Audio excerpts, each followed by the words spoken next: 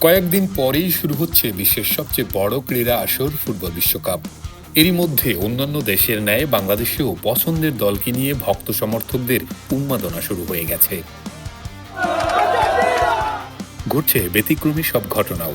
শনিবার এমনই এক ঘটনা ঘটেছে মৌলভীবাজারের রাজনগরে। ইমরান নামে এক যুবক ব্রাজিলের পাগলা ভক্ত ছিলেন। নেইমারের জাদুতে মুগ্ধ দিনরাত সবার কাছে ব্রাজিলের জয়গান গাইতেন। কিন্তু হুট করেই শনিবার দুপুরে ঘটল এক ঐতিহাসিক দলবদল।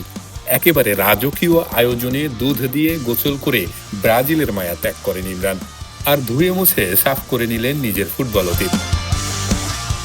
রাজকীয় এই শুদ্ধিকরণ শেষে তিনি আনুষ্ঠানিকভাবে যোগ দিলেন আর্জেন্টিনা শিবিরে।